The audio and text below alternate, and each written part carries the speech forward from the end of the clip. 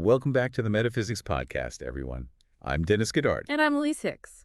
Today we're taking a deep dive into Neville Goddard's Manifestation Technique, Which centers around the surprising power of repetition. Yeah. Now, for those unfamiliar, Neville Goddard was a mystic and spiritual teacher who emphasized the power of our subconscious mind To literally shape our reality. What's so fascinating about Goddard's approach is it goes beyond just wishing or hoping for things. Okay. He believed that the subconscious mind doesn't distinguish between what we vividly imagine and what's actually real. Okay, so you're telling me that if I can convince my subconscious mind that something is true even if it isn't yet, it will actually start to manifest in my life. That's the idea. Okay. But there's a catch. Yeah. Our conscious mind, with its doubts and fears, is often getting in the way. Okay. That's where repetition comes in. Okay. Goddard believed that by repeatedly focusing on a specific desire, we can bypass the critical conscious mind and directly impress that desire onto the subconscious. So it's about creating this unwavering certainty in our subconscious mind. Exactly. And the first step in this process is crafting a personalized phrase that perfectly encapsulates your desire. So this isn't about finding some generic affirmation online. Okay. It's about digging deep and finding the words that truly resonate with you on a soul level. So let's say my desire is to attract more financial abundance into my life. Okay. Would it be more effective to use a phrase like, I am a millionaire, or something like, money flows to me easily and effortlessly? That's a great question. Okay. And it highlights a crucial point. Yeah. The phrase needs to be believable to you. Okay. Even if it's just a tiny bit, if I am a millionaire feels too far-fetched right now, it might actually create resistance in your subconscious. Okay. Money flows to me easily and effortlessly might be a better starting point because it feels more attainable, more aligned with your current reality. Oh, okay. It's like planting a seed. Okay. You wouldn't try to grow a giant oak tree from a tiny acorn overnight. Right. You start with the right seed and nurture it gradually. So we're essentially planting seeds of desire in the fertile ground of our subconscious. Right. I like that analogy. Yeah. But let's be honest, sometimes our minds can be like unruly gardens full of weeds and distractions. Absolutely, and that's where the real work begins. Okay. Once you've crafted your personalized phrase, the next step is what Goddard called the repetition ritual. Okay, I'm intrigued. Tell me more about this ritual. This is where the magic of repetition really comes into play. Okay. Goddard suggested finding a quiet space where you can be completely undisturbed for a while. Okay. Turn off your phone, dim the lights, maybe light a candle. Right.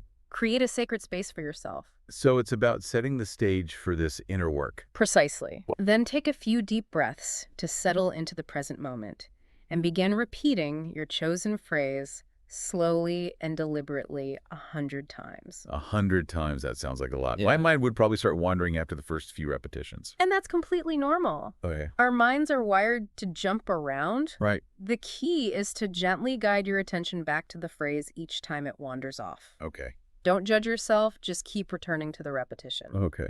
What you'll likely find is that somewhere around the 50th repetition, something interesting starts to happen. Here's where it gets really interesting. Yes, the logical, analytical part of your mind starts to quiet down. The doubts and fears fade into the background. Right. And your subconscious mind becomes more receptive. It's like you're creating a space for the seed of your desire to truly take root. So it's not about just mindlessly repeating the words. Not at all. Okay. It's about consciously saturating your subconscious mind with the feeling of your desire, as if it's already happening. And the repetition creates this momentum, this undeniable certainty that begins to permeate your entire being. So it's not just about thinking it, it's about feeling it. Exactly. Okay. As you're repeating your phrase, imagine what it would feel like to have this desire manifested in your reality. Right. Engage all your senses. Okay. What would you see? Okay. What would you hear? Huh. What would you touch, taste, and smell? Okay. The more vivid you can make this sensory experience, Right. the more powerful the imprint on your subconscious. It's like you're creating a new neural pathway in your brain, one that leads directly to the fulfillment of your desire. Right. And the more you travel down that pathway, the stronger and more ingrained it becomes. That makes sense. So we're essentially retraining our brains Yeah. to operate from a place of already having what we want. Exact. rather than from a place of lack or longing. And that shift in perspective is crucial because Okay. what we focus on expands Right. if we're constantly fixated on what we don't have. Yeah. We inadvertently create more of that lack in our lives. Okay. But when we shift our focus to the feeling of already having it, we open ourselves up to receiving it. Goddard also recommended repeating this ritual for 7 consecutive nights. Right. What's the significance of that time frame? Yeah. Is it just about building momentum, or is there something deeper at play? Well, think about how habits are formed. Okay. It takes consistent repetition over a period of time Right. for a new behavior to become automatic. Right, that's true. It's like learning to play a musical instrument. Yeah. You don't become proficient overnight. Right. It takes daily practice, sometimes for weeks or even months, Yeah. to develop the muscle memory and the neural pathways. Exactly. And the same principle applies Hey. to rewiring our subconscious minds. Right. Those 7 nights of repetition are like a mental workout, Okay. strengthening our belief and aligning our energy Yeah. with our desires. So it's about establishing a new internal reality, one that's congruent with what we want to manifest externally. Mm. But wouldn't it be tempting to get discouraged if we don't see tangible results immediately? It's understandable Yeah. to want instant gratification. Right. But remember, we're working with the subconscious mind here. Okay. It operates on a different timeline Right. than our conscious mind. Okay. Sometimes it takes time Right. for the seeds we've planted to sprout and grow. So patience is key. Absolutely. Okay. And this is where the concept of letting go comes in. Yeah. After you've completed your 7 nights of repetition, Goddard emphasized the importance of surrendering the desire Okay. to the universe, Okay. trusting that the process has been set in motion. That sounds a bit paradoxical. Yeah. We're putting all this effort into visualizing and feeling our desire, and then we're supposed to just let it go. I understand why that might seem counterintuitive, Right. but think Right. about it this way. Okay. When we cling too tightly to an outcome, we create resistance. It's like Yeah. trying to force a flower to bloom before it's ready. Right. We might actually hinder its growth. So it's about finding that delicate balance between focused intention and surrendered trust. Precisely. Okay. We do our part by planting the seed, Right. nurturing it with repetition and feeling, and then we trust the universe to provide the right conditions for it to blossom. It's like we're handing the reins over to a higher power, acknowledging that we don't have to control every aspect of the process. Exactly. We've set the intention, Right. we've aligned our energy, and now we allow the universe to work its magic. Okay. Letting go isn't about giving up on our desires. Right. It's about releasing the need to micromanage the outcome and trusting that it will unfold in the perfect way Yeah. and at the perfect time. Like when you send a letter in the mail, Right. you don't keep digging it up to see if it's reached its destination. Right, exactly. You trust that the Postal Service will take care of it. That's a great analogy. And in this case, the universe is our cosmic postal service. So we're essentially shifting our focus from how is this going to happen to what will it feel like when it does? Yes, we move from a place of doubt and worry Right. to a place of joyful anticipation and gratitude. This concept of surrendering and trusting the universe can be a bit challenging for some people, especially in our fast-paced instant gratification culture. It's definitely a practice, Right. and it might require a bit of a mindset shift, but I think it's worth cultivating Yeah. because it allows us to release the burden of control and tap into a deeper sense of peace and flow. It's about recognizing that we're not in control of everything, but we can control our responses to what life throws our way. Absolutely. And by surrendering to the wisdom of the universe, Yeah. we open ourselves up to possibilities that we might not have even imagined. Do you have any tips for those who might be struggling to let go? Um, It's easy to say, just trust the process, right. but it can be hard to actually do it, especially when we're dealing with strong desires or fears. I think it's important to remember that letting go is not a one-time event.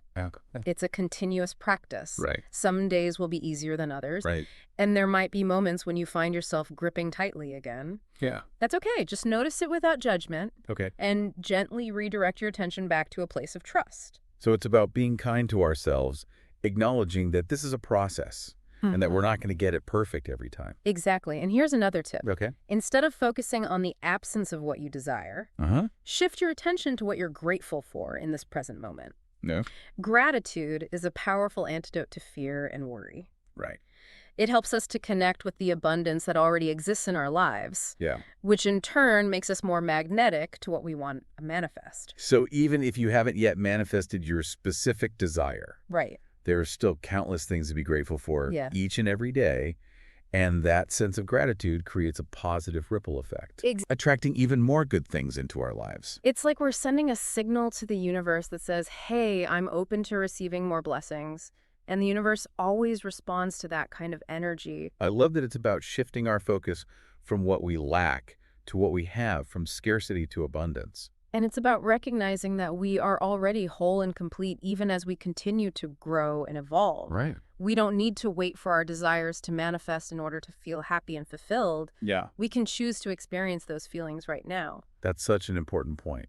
True happiness and fulfillment come from within, not from external circumstances. Absolutely. And when we operate from that place of inner peace and wholeness, we become even more powerful manifestors because we're no longer driven by lack or desperation.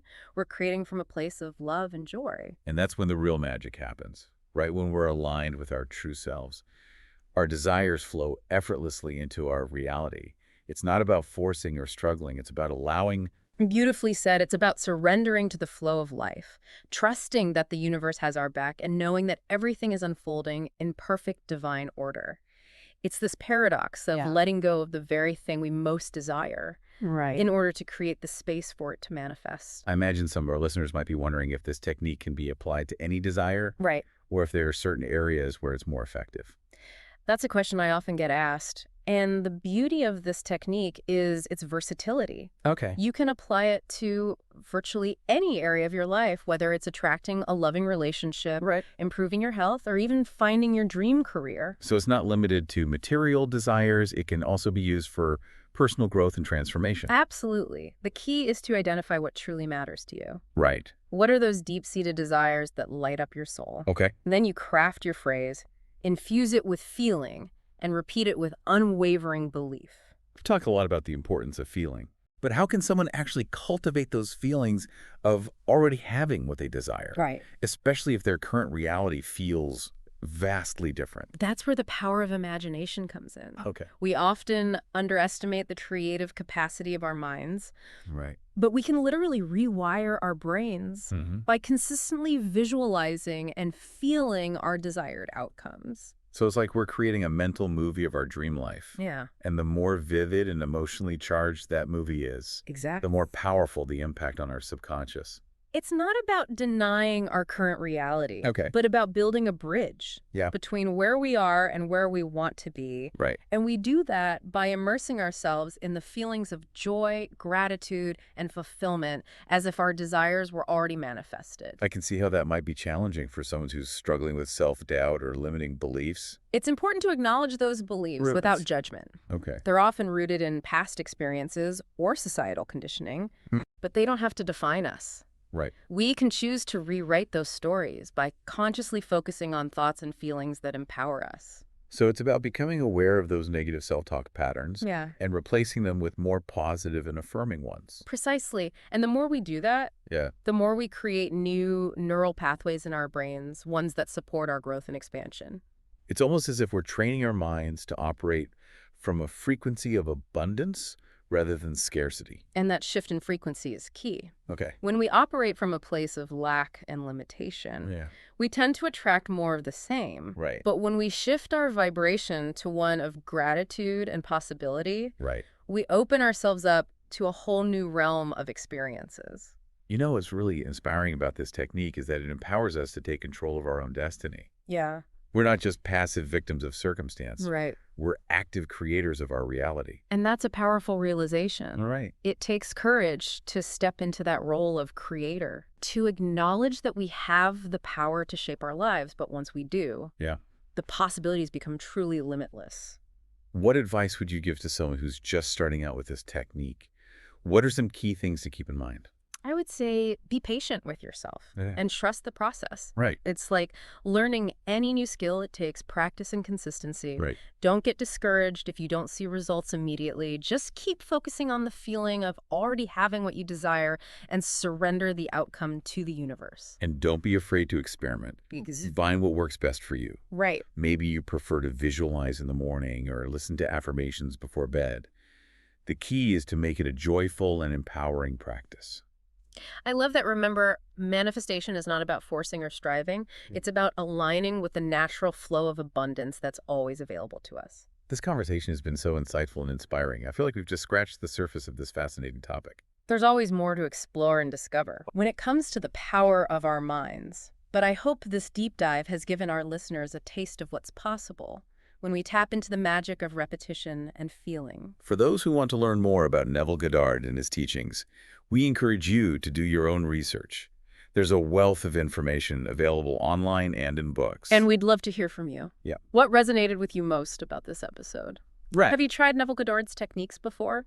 Yeah. Share your thoughts and experiences in the comments below. And if you enjoyed this episode, please like this video and subscribe to our channel for more insightful content on metaphysics and personal transformation. Until next time, keep exploring, keep believing, and keep manifesting the life of your dreams. Thanks for listening to the Metaphysics Podcast. We'll see you next time.